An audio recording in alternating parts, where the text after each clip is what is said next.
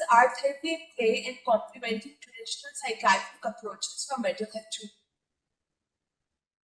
Right. So I'm not an expert in art therapy per se, but we do take use or help of professionals.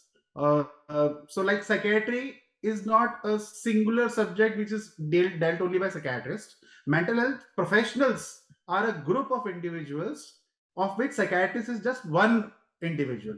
They have other set of individuals like psychologists, vocational rehabilitationists, other set of rehabilitation psychologists, clinical psychologists, and so forth.